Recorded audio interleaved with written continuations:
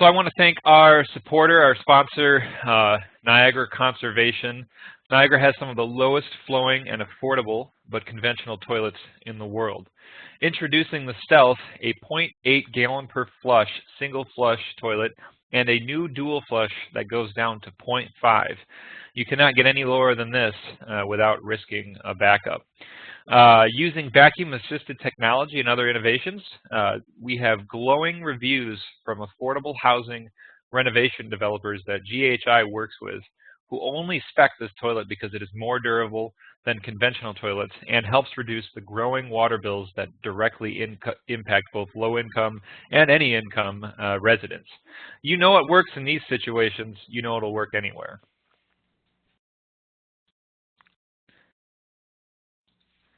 The original Stealth now has a durable side handle. Innovative and stylish, it adds timeless elements to what is otherwise a very forward-thinking toilet. These toilets can also be fully ADA compliant and ensure the trending integration of accessibility into green building. Bonus, Niagara and AM Conservation have WaterSense certified 1.25 gallon per minute earth massager shower heads and 0.5 gallon per minute faucet aerators and a 0.5 gallon per minute sink aerators for both new and existing buildings. These low flow devices feel like normal, save water, save energy, and reduce hot water. All right, well, welcome everyone to Introduction to EZ Retrofit, a free energy and water audit tool for multifamily buildings.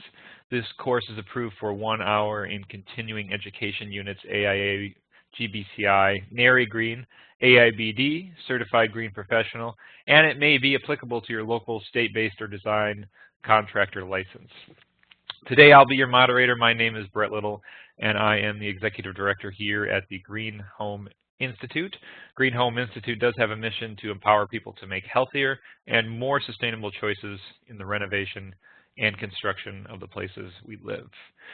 So with that, we're very excited to get going on this webinar and to let you know who our speakers are today.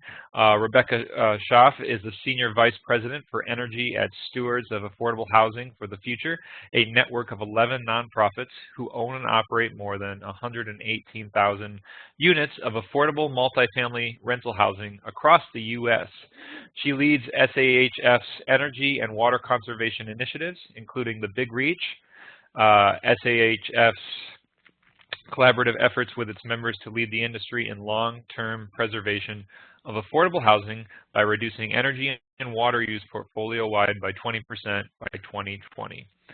Ruchi Shah is the Energy Program Associate at the Stewards of Affordable Housing for the Future.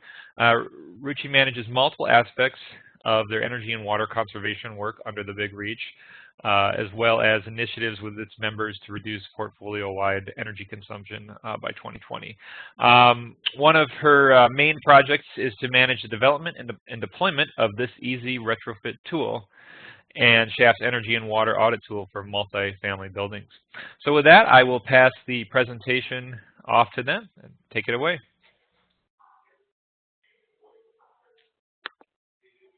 Great, thank you, Brett, for that wonderful introduction. And I'm just seeing, yes, I'm able to advance the slides. So I wanted to take a quick moment to introduce Stewards of Affordable Housing for the Future, or SAFE. We are a collaborative of 13 nonprofits, so you can see listed on the screen, that work together on energy and water efficiency, as well as other topic areas for affordable housing. And Ruchi and I support them in this work through tools like EZ Retrofit, as well as a variety of operations and maintenance and resident engagement tools, which are also freely available on our website. So why address energy efficiency in affordable multifamily? Our members' primary motivation is that preservation of the affordable housing, keeping operating expenses low so we can continue to serve low-income residents. And this Fannie Mae statistic that you see on the screen really reinforces that. So an inefficient building is going to spend $165,000 more annually on their energy costs than a comparable efficient building, was a finding of their study. And among our members, we find that utility expenses account for about 20% of our operating budgets and are really one of the largest controllable expenses. So there's a big opportunity to use efficiency to continue our work and build on our mission, but there are also barriers to efficiency. And as much as audits are sometimes a solution, they can also be something of a barrier. So what we've found working with our members and getting audits for buildings is something that we call the Goldilocks effect.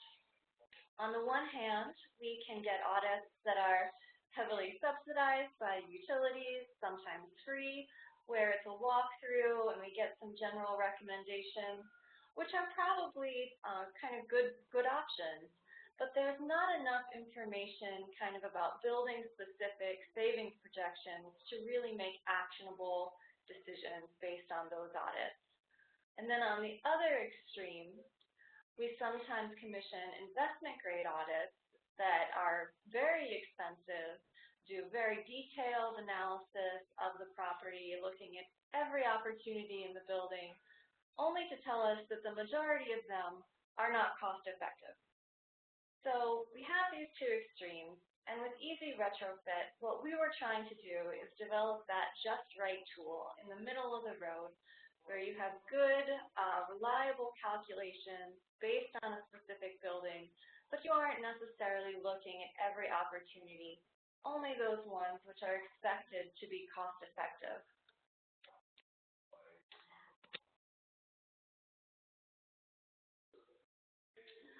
On the audit spectrum that you may be familiar with, EZ Retrofit is somewhere between that ASHRAE Level 1 and ASHRAE Level 2, as you might expect from our Goldilocks analogy. So it's property-specific, using algorithms, even taking into account interactive effects, but not looking comprehensively at everything in the building. We did develop EZ Retrofit under a grant from HUD's Energy Innovation Fund, the Department of Housing and Urban Development. We worked with ICF International to develop the tool and the algorithms, and they had done similar multifamily tools previously for utility companies. So it had some experience going into this. We also worked with the New York-based energy consulting firm Bright Power to review the algorithms and help us test the tool on the ground for usability. This slide gives the overview of the tool. It is a free tool. That was part of our grant from HUD that we would make it publicly available and, in fact, open source. So you can download this tool onto any PC running Windows. It doesn't actually work on Macs, but you can work on PCs. And any tool, any computer running Excel, it's suited to all of the U.S. geographies, so any of the states are available in the tool. And it's a whole building approach. So you see here the 10 building systems that we do address in the tool. It's fairly comprehensive, but more limited on things like shell measures, which are both longer paybacks often and less suited to this kind of algorithm approach. This slide shows an overview of the EZ Retrofit work process. So you can see there are two paths inside EZ Retrofit. An easy path, which is kind of a TurboTax model with a set of pop-up windows guiding you through the inputs, and the advanced path, which has a more Excel look and feel and is more suitable to, as you might expect, advanced users. Whichever path you go down, in either case, it starts with data collection. And there is a checklist printable from inside EZ Retrofit. It's also available on our website that can be used in conjunction with property staff to collect all of the necessary information. Now, to some extent, how much data you have will also help determine which path you want to use. So the EZ path asks for only the minimum data required to get results. But if you have more detailed information about the existing building systems, the advanced path is probably the better place to go. So you'll see in more detail in the demonstration. So once you're inside the tool, whichever path you're on, it starts with some building characteristics as well as inputting utility data for a very modest benchmarking function. This is not the level of benchmarking detail you would get out of Portfolio Manager or any of the other benchmarking tools, but it does calculate a WUI and EUI to help guide whether you want to actually continue with this process. And it also uses that utility data to calibrate the tool's savings projections. So that's the most important part for that data. After those basic characteristics and utility data, it will guide you through those 10 building systems and entering information about the existing systems. Once you're done entering information, you are in the advanced path, no matter where you started, for the results and graphical representations of those results. And you can see it is something of an iterative process. It's often a recommended process to put in just the minimum data, see your results, and enter some more detailed information for just those systems that you're interested in pursuing in the retrofit. And then you can generate audit reports to share with others, or export the results to Excel if you want to do other financial analyses or other kind of calculations than what's done in the tool.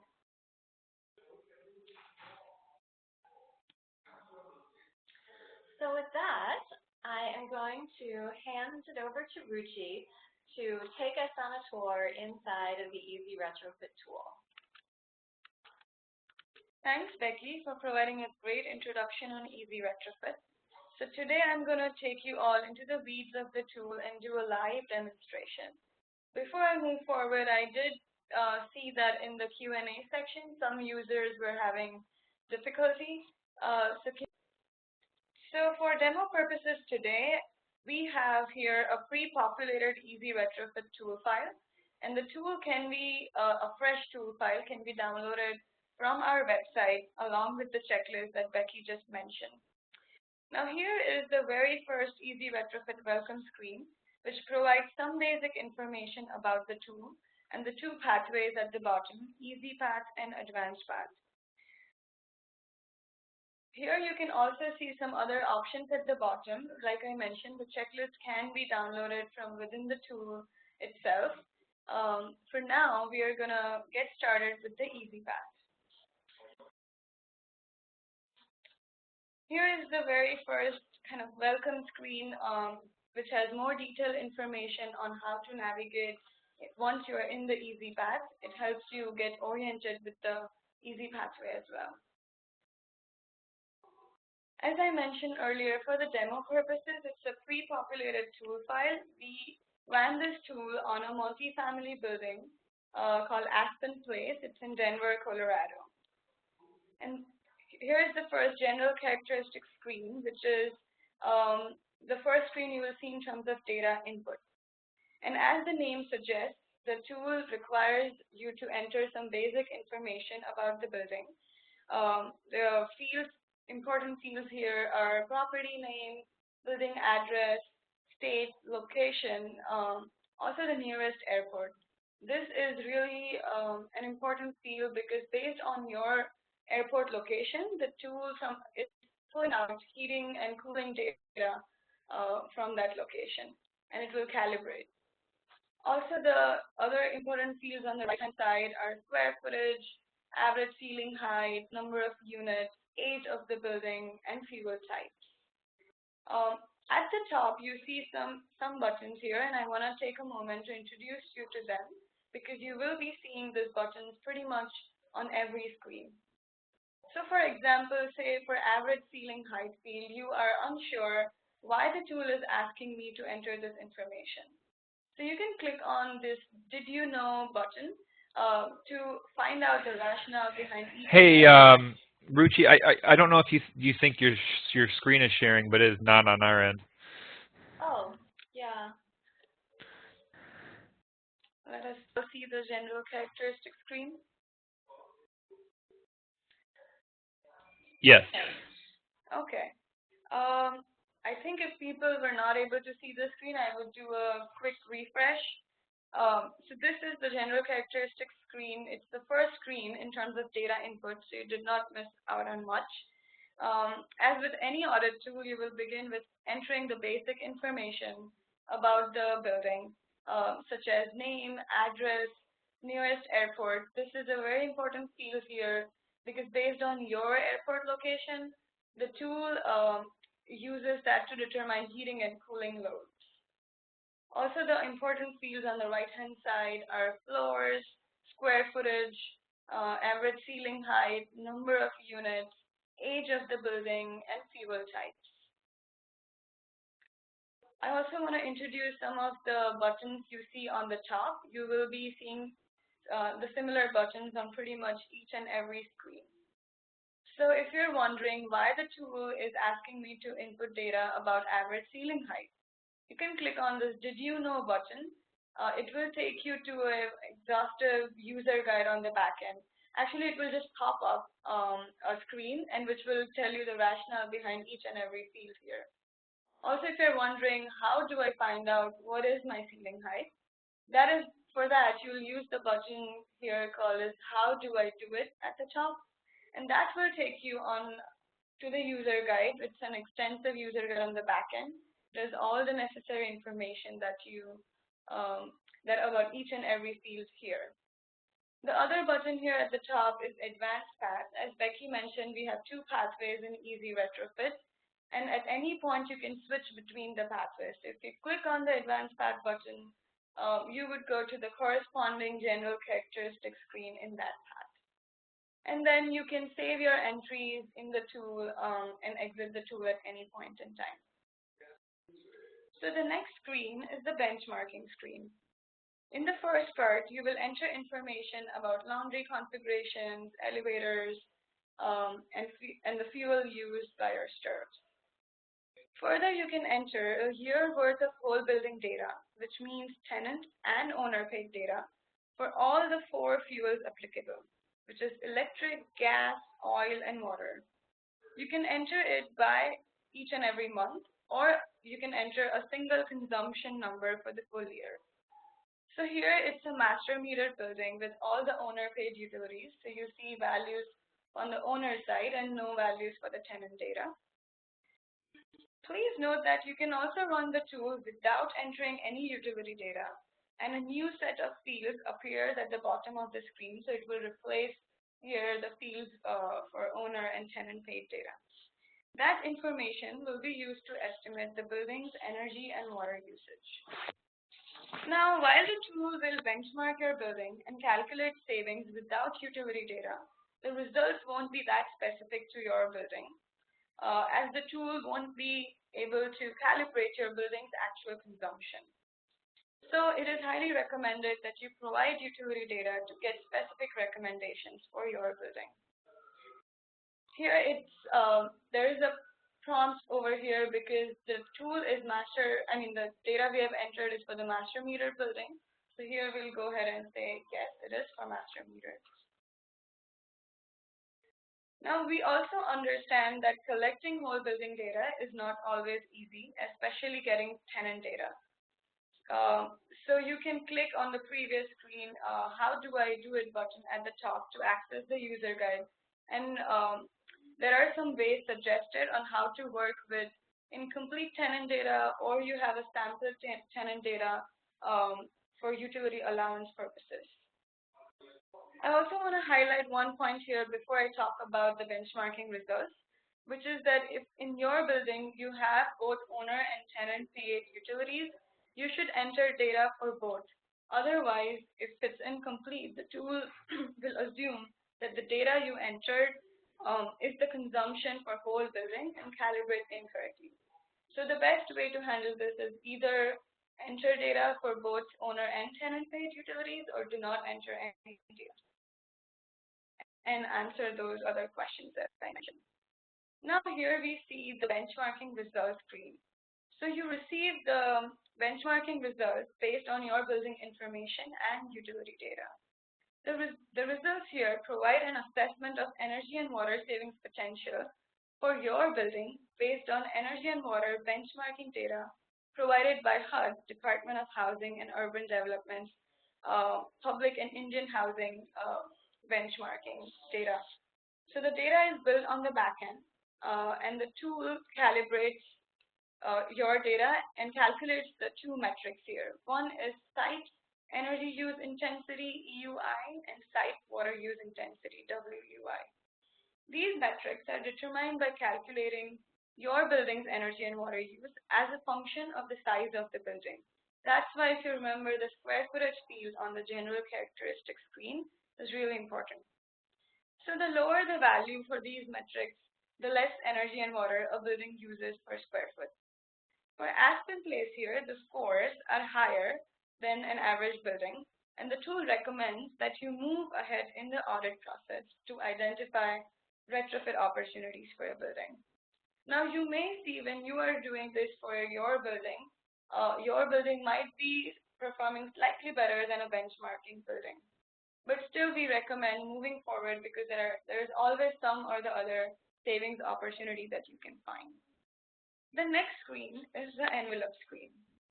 From this screen onward, you can navigate to any of the 10 building systems using the navigation panel in the green with different icons. On this screen, some of the important features are general building shape, some of the basic envelope characteristics like walls, windows area, and a few insulation questions. EZ Retrofit uses this information to calculate savings opportunities related to heating, cooling, and ventilation systems. So for EZ Path here, the tool is assuming that there is not much variation in the envelope for this building. But say if you were working with a building where you have significant variations in the envelope, you can click on the Advanced Path button here. So Advanced Path, as it downloads, it is more sophisticated, and as Becky had mentioned earlier, it's more of an Excel style format. And sometimes when you switch between the pathways, since the tool is kind of aggregating your inputs already that you have entered, it takes a few seconds. I think we are on the Advanced Path screen here. So to establish multiple HVAC zones, by that I mean portions of the building served by different heating and cooling systems, and if they have different envelope characteristics, you would use Advanced Path.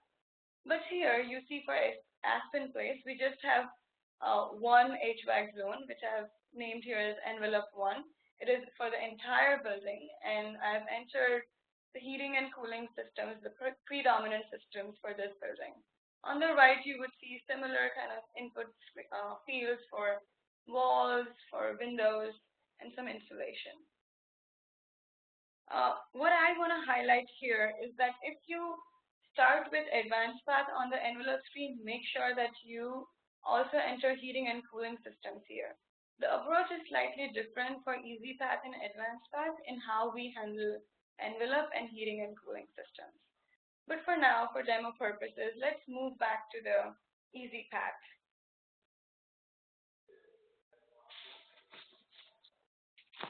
So just reiterating the fact that if you use Advanced Path for entering envelope data, keep moving forward with that. And you would be the best person to make that decision, whether EZ Path is better for your building configuration or Advanced Path. Now on EZ Path here, the next screen is the heating and cooling screen. So since the tool on backend is running calculations here, I would like to take a moment to see if we have any pressing questions here. The main question that we saw had to do with the airports. Is it mostly just larger airports, or are there smaller choices in there? So for some cities or some locations, there are multiple airport options that you will see, but it definitely covers all the biggest airports in the state. And there are some of the smaller ones in there as well, yes. We're basically pulling, weather stations. So it's probably better to select the nearest airport? Yeah. Yeah. Okay. So on the heating and cooling screen here, you can enter both central and individual heating and cooling systems present in your building. And first of all, if you have multiple heating and cooling systems in your building, you can enter that using this Add Another Heating and Cooling System button here on the bottom right. And then some of the key fields here are who pays the bills. So you can see a drop down here for owner and tenant. This is important because the tool wants you to help in figuring out what are the savings opportunities on the owner paid utilities and on the tenant paid utilities to help you in your decision making. Then the next is system category. And as I was mentioning, you can select heating, cooling systems, or heat pumps. You can also select if they're individual systems or central systems. And you can give each system a specific name, kind of an identifier or an ID. The other important fields are type and age of the systems, also the area served by the system you enter. This is important because based on the area served, the tool will calibrate on the back end. Also, the important characteristic here is entering the quantity correctly if you want the tool to calibrate accurately and calibrate the heating and cooling loads. Moving on, the next category in order here is domestic hot water. And we recommend that when you're entering the data for the first time, you move in the same order as you see on the navigation panel here, because the tool pulls data from previous screens. But for now, I want to go to the lighting screen. Now, this is one area that even though you are using EZ Path, I prefer adding this using the Advanced Path button. And let us just quickly navigate there. Okay. So the reason why I said I prefer Advanced Path to enter data for lighting systems is because you will see in a typical building there are a number of different lighting systems. And by, say, for this tool here, we have like 12 lighting systems. And if you were to do that using EZ Path, you would have to click that button, add another lighting system 12 times. So just to kind of minimize the effort, you would enter that here in the Advanced Path because there are multiple rows available here, and you can enter the data pretty easily. And again, for each lighting system, the questions are very similar on both the pathways, such as who pays the bills, different lighting system locations, categories, quantity, etc.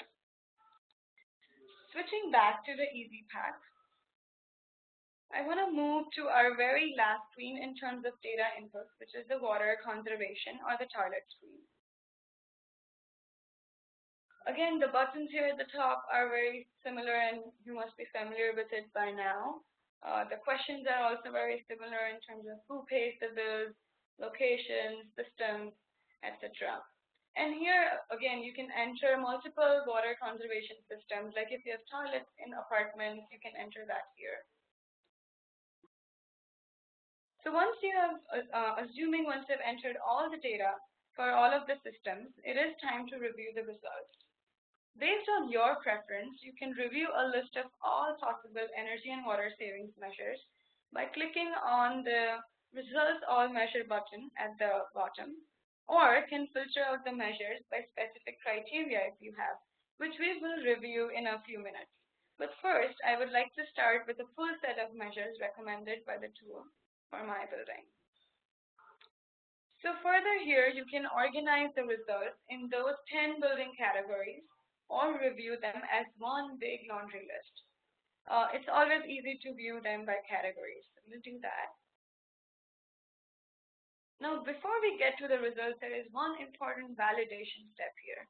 EZ Retrofit relies on information that you enter to make its savings estimates.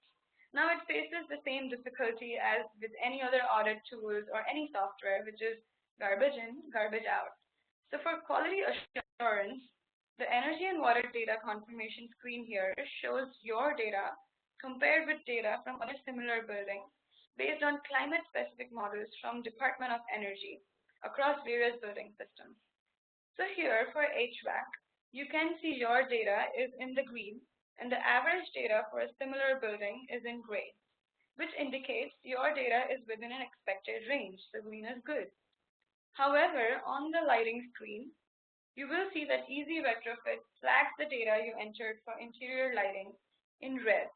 As it is outside an expected range of similar building, you can see a huge gap there. So in such a case, you can review your inputs by clicking on this Review Inputs button. Once you have, assuming you have reviewed all your inputs, you can continue to the results and reports using the button. Now, while the tool is aggregating all of your inputs and getting you to the results screen, I want to share a few thoughts about that interior lighting situation we just discussed based on my experience. So checking your data is the first option, and say for example, you may have left out some kitchen lighting. This screen that we just saw would help you to validate and catch that mistake. In some buildings, it may be the case that you have many windows and you get good natural lighting. So maybe the data you entered is fine and you can keep it that way. While in other case, so you know your lighting count isn't accurate and you don't have a good way to go back and verify the data. So you can select that average for similar building radio button that you saw with the gray bar. And by doing so, the tool will assume the average consumption for that system. So it really gives you multiple options, and the tool understands that the data you have might not be accurate always. So here is a list of different proposed system configurations suggested by the tool for each building measure. For example, under HVAC, the tool might suggest 3 different building systems configurations that would improve the energy efficiency for your existing heating systems. So here, like the first option is to replace your heating system with a high efficiency boiler with programmable thermostat. The second option is just installing a high efficiency gas boiler. And the third, which is a low cost option, is just to install a programmable thermostat. You can review savings and costs for each of these measures by scrolling on the right. And you can see the annual savings, quantity, cost, and other metrics. So once you have reviewed, you can scroll back to the left, and you can use the drop-down field, include this measure. It helps to take a shopping cart approach here. The tool defaults to yes for a measure with the highest savings opportunity. Now you can keep it to a yes for the proposed systems you would like to include in your final upgrade package. And when you select a yes for a measure to include for that system, other measures associated with that same system would automatically be deselected to no. So in this case, you would see the other 2 options for HVAC. They have been turned to no. Now, after you have done the shopping of all of your upgrade measures here recommended, you can review the total impact summary at the bottom. This is really helpful because it gives you, let's get there first. Okay.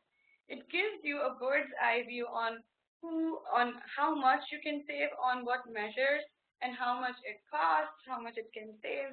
So it's really helpful to see the impact based on each and every system category here. Now, by clicking on the results graph button at the top, you can view all of your potential savings graphically. There are separate graphs depicting pre-retrofit, which is the building's current level, and post-retrofit, anticipating level after completing all retrofits, and it takes into account all of those measures that you selected as a yes to generate profiles for cost, water, energy, and savings for each of the measure categories. The graph that provides this information on a per end use basis allows you to see where you can achieve the biggest savings. You can also export all of these results and the graphs to a separate Excel workbook. And you can do that by going back to the results screen. You can export it if you need to manipulate the measures beyond the tool recommendations. Or you can also print it using the printer-friendly version button on the right. Now, a key feature here is the ability to generate a well-summarized audit report using this Generate Audit Report button here. You can generate a report in a Word or a PDF format, and Becky will take you inside the report. Excellent. So we have a sample report for a property up here, and as we just mentioned, you can use the EZ Retrofit results screen to review all your results and make selections inside of the EZ Retrofit tool. But the audit report provides a more streamlined way to share potential scopes with others who may not be interested in all of those different options. So just scrolling through it, you can see on the front page we have some of the basic building attributes for the property. It goes down to a dashboard, which includes the total savings opportunity, covering the cost savings, the consumption reduction, as well as carbon equivalents, both in numeric form and in a couple of graphs, and then runs through kind of a high-level overview of the audit process to encourage people to get from this kind of current position of review through the upgrades to the actual savings, which are our goal. So the audit report summary continues on with some of kind of your existing building costs and usage, and then goes into the recommended scope of work. So this is streamlined only some of the fields from that results screen and only those measures that were selected as yes. We chose a pretty significant scope here. And then that savings summary impact, again, from the results screen into a single page, summarizing which of the end uses are getting you savings, the division of savings between the owner and the tenant. The same set of graphs as we saw are also in the audit report. And this is a new section, not something that is inside the tool, but we did want to include in the audit report information on some of the benefits beyond those energy and water savings. So what we've found in working with our members is that some of the things that motivate them are not necessarily those utility bill savings. They're also very concerned about tenant safety, about air quality in the building, enhancing the quality of the building overall. And then this one with a lot of check marks in it, reduced operations and maintenance, is a big driver of why people are interested in particular measures sometimes. So we included this summary in the audit report to help people think about those benefits. And then we end with a glossary for some of the terms that are used. So that is the basics of the audit report. I'm going to switch back to the tool now. Thanks, Becky. So when you work with owners on certifications or utility programs, they have specific cost and savings criteria for retrofits. You can filter the results that we just saw on the results screen by going to the Results Select Criteria button here on the left panel, and you can have a drop-down for various cost and savings criteria here. So here we see you can generate savings for both owner and tenants, only owner, or impacting the measures only for tenants. And there are like multiple ways to filter the results. There are some cost savings, energy savings, payback is a big driver here. And you can scroll. So let's pick a payback first. And then you can scroll it to say 5 years. Show me only the measures with a payback of 5 years or less. And you can again sort it by different criteria such as energy savings here. And we're not going to generate the results, but if we would do that, it will just give you a pretty specific scope which takes into account the criteria we select here. Now, I really want to highlight a few advanced task features here because assuming many of you on the call have building audit expertise, so I would like to share some of the features. Now, once you have reviewed the results or have more building information available, you can go back to any of the input screens and make adjustments. For now, let's go back to our lighting screen that we had seen a few minutes ago. So the first table in green here, which I had introduced, is basically the current lighting system characteristics.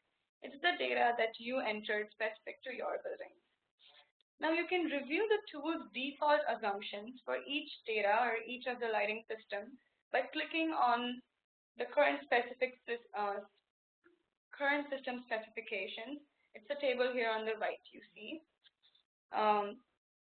So here, for each lighting system you enter, tool is assuming, say for example, certain operational days per year. But if you know it is different for your system and would like to change the default assumption, you need to go to the drop-down on the right under the specification source and change it to user inputs. And then click the user inputs button here on the right.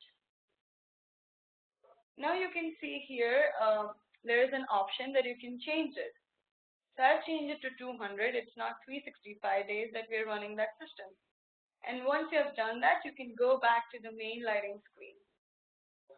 And you will see again on the table on the right that the tool has taken into account your input. You can see that 200 under operational hours per day. So you can do that for many systems. You can do that for different characteristics. Now I want to go at the bottom of this screen where the blue tables are there. The blue tables here have proposed recommendations for each lighting system, similar to what you would see on the results screen. The tool uses certain state-level cost indices to estimate total installation cost here, which is really an important feature. When you are working with clients, the cost is a main factor.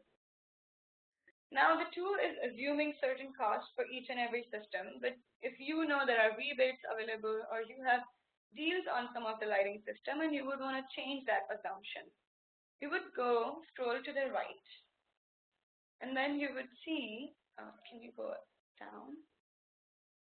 You would see a separate section here where you can replace the tool's cost estimates with your own. So here I have entered like $10 per bulb, which is just a random number that I've picked. But the point here is that tool will take into account your initial cost number. And you can change that again for as many systems as you like. And based on the changes you make here on this screen, you need to update the results on that last screen that we saw, so that the tool will calculate, take into account all of your inputs, and rerun the results specific to your building. The other, if we go back to the navigation panel here, the other newly added feature, which is really valuable, is the custom measure feature. When we worked with some of the auditors and some of the building owners, we found that people wanted some measures beyond this 10 building systems. So we added this feature. As you can see, here there are options, number of inputs here for each measure. So here, as an example, I've entered a pool, I would say a pool pump rather than a pool, but the location is pool. You can enter categories. So there is a drop down here. You can select based on your measure different categories. For here, I've just selected other. Again, the questions are similar. Who pays the bills? What is the system? Savings and cost. But here you need to understand that this is a custom measure. So the tool on the back end does not have any assumption. You need to provide the data for savings and costs. Also quantity and payback here.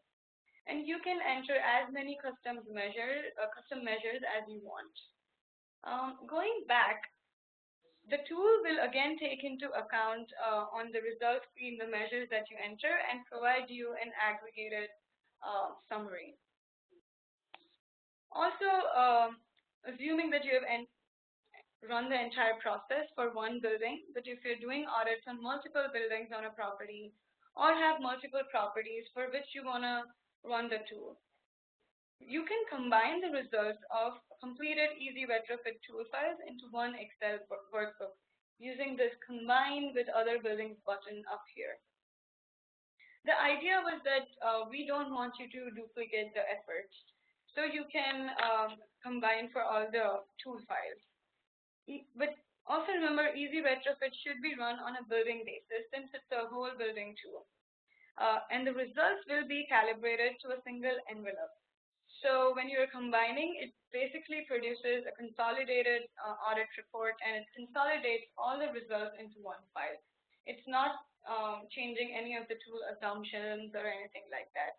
It's just helping you to minimize your efforts.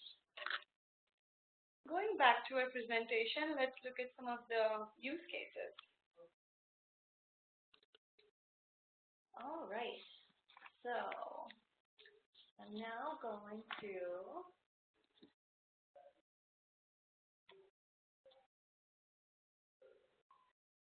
go back to PowerPoint, and let's go over some of the key takeaways. So first of all, we'd like to recommend to first-time users that they start with the EZ Path. Secondly, EZ Retrofit is a multifamily audit tool. It is for buildings 5 units or more. So if you're working with any townhome-style properties, it's not going to be your best option, but it is suitable to a range of locations, building sizes, ages, and system types. All of the results are calibrated to the savings projections based on the utility bill information you enter. It's got strong back-end algorithms running these calculations. It tries to deal with that split incentive problem by keeping track of which savings are going to owners and which to tenants. It allows you to override any of the assumptions that EZ Retrofit is making without changing the formulas, just the values going in there. And then there are multiple options for reviewing the results as we just went over. And last but not least, it's easy. So with that, I'd like to run through some of the ways that EZ Retrofit has been used in multifamily affordable housing. One of my favorite case studies is Sunset Park, a different property also in Colorado. This building was built in 1971 and had its original boilers in the basement when we went to look for opportunities there. So those were some venerable machines that had been really doing well for a long time, but were starting to cause some maintenance headaches.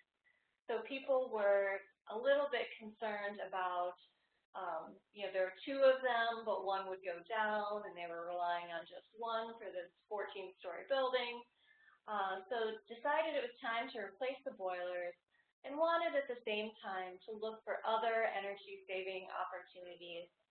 So with EZ Retrofit, we identified the cost and energy savings from replacing your refrigerators with Energy Star refrigerators, as well as doing a lighting upgrade and switching out common area and exterior lighting to LED lights. So, I want to bring back that point that we brought up in the audit report about the non-energy benefits being big motivators. Well, both the maintenance concerns on the boilers and the maintenance savings from the LED lighting retrofit were big drivers of choices here. And the Energy Star refrigerators is something that was also something that tenants enjoyed. So thinking about maybe auditors and the use cases for EZ Retrofit in that context, maybe there are some clients that don't want a full-on level 2 audit, and you're providing walkthrough audits. Maybe EZ Retrofit is a step up from that, where it's less effort than the full audit, but it's also something that gets very building-specific output. We've also used EZ Retrofit with our members as a pre-screen for programs that have savings targets. So there's some utility programs with performance-based incentives. You have to pay for the audit, and you get a very good incentive if you reach a certain projection. We have in those cases used EZ Retrofit to see if we're likely to get that savings target. And then finally, if we are doing operational budgets for new, for kind of post-retrofit, figuring out what savings numbers to plug in there.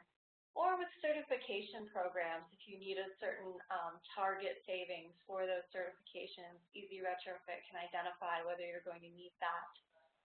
And on the right here, you also see some of the organizations that have used EZ Retrofit. Many of the SAFE members, as well as some other housing organizations that aren't our members, and a couple of energy service companies or audit providers on the list as well. Additional resources, as well as the tool itself, are available on the SAFE website. The URL is here. You can download the tool. It has the user guide and checklist in it. You can also download those separately. You can get more in-depth on the Sunset Park case study and some other example properties. There's a frequently asked questions document.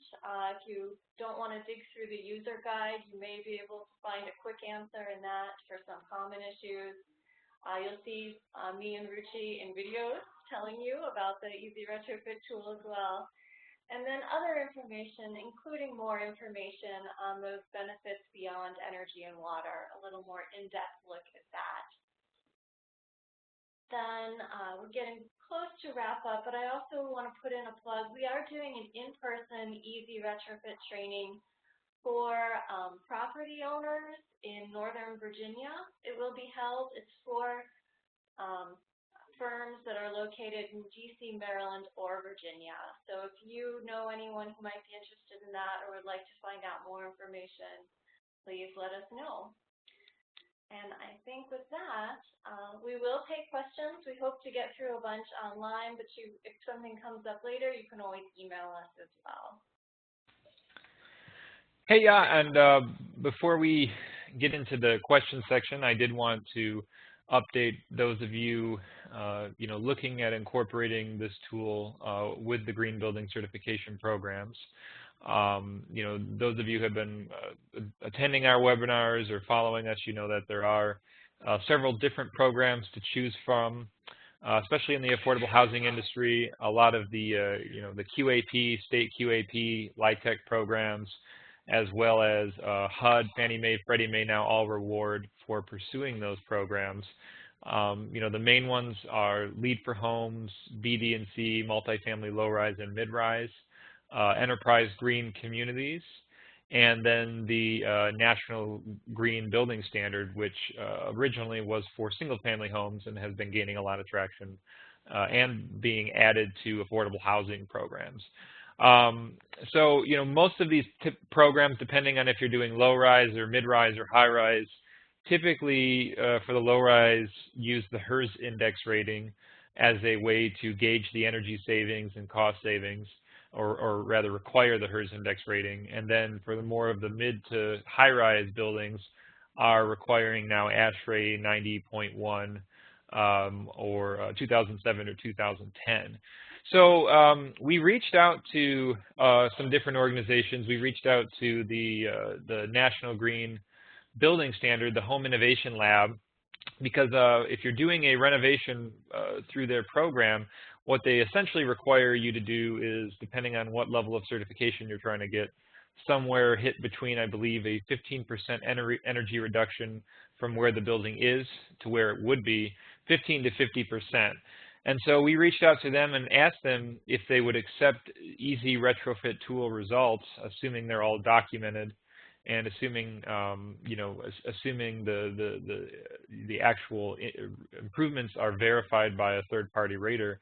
And we have a positive response from Home Innovation Lab mentioning that they would allow this tool for the National Green Building Standard as a way for documenting existing energy reduction. Now, as far as Enterprise Green Communities and USGBC LEED, they both are at this point sticking either with requiring the HERS index rating on low-rise or the ASHRAE 90.1 rating system, and you know, to what we know, haven't made any updates. And then for those of you looking at our Green Star certification program, which we're piloting for multifamily, we are now also accepting the EZ Retrofit tool. But we got plenty of time for more questions on the tool. Before we get to those, just real quick here, for those of you looking for your CEUs, just make sure to take the survey at the end of the course. Check your email, your spam, self-report GBCI, and we will report your AIA. For those of you watching on demand on the recording, please take the 10-question quiz with an 80% passing rate. And just, again, a huge thanks to our sponsors, Build Equinox with the CERV, Sun Intuitive Self-Tinting Glass, Niagara Conservation, Panasonic Ventilation, and Certainteed with Formaldehyde Eating Air Renew by Saint-Gobain. We couldn't do it without our sponsors. We couldn't do it with all of our members, volunteers, board of directors. So thanks for all of that support to allow us to do what we do. So with that, we can definitely start taking some questions here. And I think a few of them were answered during the session. But one of them might be, and I'll add a little bit to this one, is there any, are you guys looking at making this tool more available to more users, perhaps by either making it available on Macs or bringing it just straight to the web? You know, we love both of those options, and I think probably the web one is what we would pursue more so than the Mac option. Just we have heard a lot of demand for an ability to use this online, and I think we would be able to get a better sense of how it's being used if we went to that option. We don't have any current funding to act on that plan, but it's definitely of interest to us to make it a web-based tool, and would be, you know, interested in feedback from users about, you know, would that be their preference as well. Is there a minimum size building, square feet and/or number of units that can be modeled? There's no minimum square footage. I would say on number of units, we're looking at 5 or more. And what's driving that is really that the algorithms are specific to multifamily. So when you get into, you know, these 4 units, even duplexes, it's a different calculation that you would be doing to calculate the energy savings there. So the results really will not be as good if you get below that threshold. What kind of HVAC systems can this tool account for? I mean, I saw the one question in here was asking about, I believe, steam systems. But, you know, I could also think about geothermal or air-to-water source heat pumps, or, you know, there's all sorts of unique stuff out there. Right. So we were trying to go for those most predominant systems.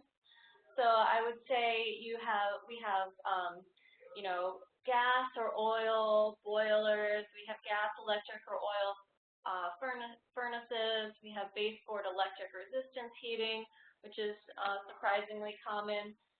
Steam is not that common outside from select geographies with our portfolio. We did not include that. We do have heat pumps or, you know, ducted split systems, other kind of individual systems as there, PTACs. So we went for some of the more common systems. Yeah, great. Well, and we still got time for some more questions here, but I had a couple that I had came up. I'm wondering about if you've done any accuracy studies as far as either on buildings where you know, usage was predicted, you know, simply just based on where the building was at versus, you know, where the real utility bills are. So, for example, if, you know, we entered in all this information and it shows what all the energy usage is, you know, have you seen how accurate it's actually been to what those real usage are? And then on top of that, you know, obviously a little bit more intense, but if you've seen those who have made improvements and if those savings are getting as close to what the, you know, the actual predictions were. So the main accuracy testing that we were interested in when we were developing the tool during the development period was comparing these audit results to ASHRAE Level 2 audits. And what we found in those comparisons is that the savings projections were quite interranged with each other. So we felt good about the savings projections. As you would expect, there are often additional recommendations coming out of the Level 2 audits that had someone, walking through and looking at everything. So there were good accuracy on savings projections being in line with other audits. One area that I will kind of point out is a little bit of a weak area is the measure cost information. We are using REX data or no, Cost index. Yeah, cost indexes. And we do have kind of state level inflators to kind of even things out a little bit. But what we found was that there is more variation in cost across regions than is reflected in the tool. So that cost information is good for kind of a first pass, but would probably need to be updated before finalizing scopes. And that's why we added that functionality in advanced pass where you can change the cost. Yeah. And we are tracking, some of the properties that have used EZ Retrofit and also went on to do retrofits.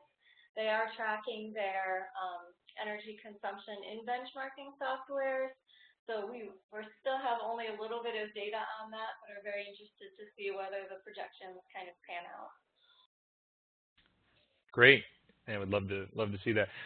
There was another question that came up about water conservation, and just wondered if you could real quickly clarify what measures are available. And then I did wonder if there was the ability to track, more drought-tolerant native plants, water savings, or irrigation savings, or if it was just interior savings that this program tracks. So it is just the indoor systems.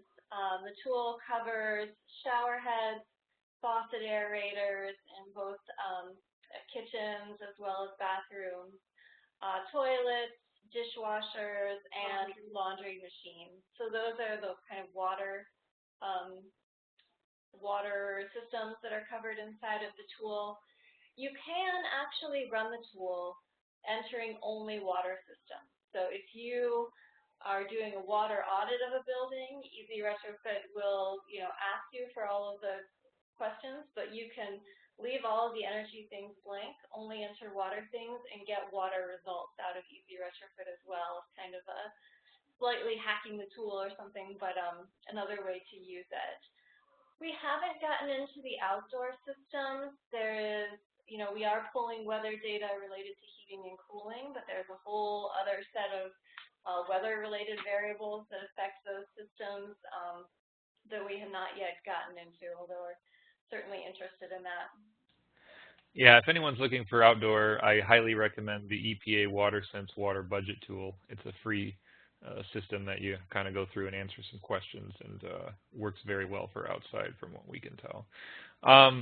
Anyway, I guess, there's some questions here about, probably more about passive solar gain. Is there the ability to consider different orientations, different, window-to-wall ratios, or, overhangs to also help reduce energy? Is that tracked in this tool? I think some of those could be entered as a custom measure, things like the overhang. To some extent, I would say things like building orientation. This is a tool really directed at existing buildings. So we would encourage people to use something, a little bit more on a modeling basis for any new construction.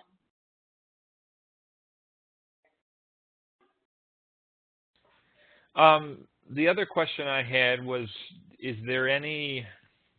are there any consultants out there? If folks want to work with someone that you recommend, is there any requirements out there that quality assurance or audits to ensure, what they actually said they did was done? Is there anything to that level out there right now for this program? We don't have people going to verify audit scopes. That's not something that we've worked with for more of these kind of standalone retrofits. We don't have contacts for that. I would point out there's some quality assurance built into the tool. So for whether the tool was completed accurately, there is a set of X's and check marks indicating whether the information is complete. There is that validation screen at the end. And you didn't see it with this tool because we did enter all the information. But when you get to the results, if certain things are out of range, like your water usage or energy usage seems low from what you've entered, it will pop up a set of warnings about that as well. So there's a little bit of quality control built into the tool to say, hey, does the information in here look like you've done a thorough job, or does it look like there's missing information? And just to add on in terms of consultants, Bright Power has used this on a few properties. Also ICF, because they have some contract with Better Buildings Challenge and HUD.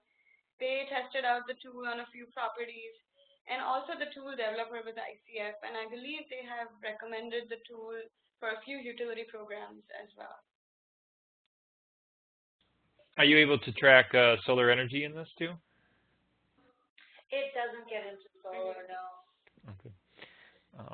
And then what about those who might be looking to track their carbon emission reductions, or maybe even submission for carbon offsets? Does this give feedback on carbon data? So the audit report does include what the carbon reduction projections are for the scope of work you've selected in the tool. You could get what your expected carbon reductions are. This tool is less about tracking things after the fact, though. It's more about that upfront, what should I do, what will it get me?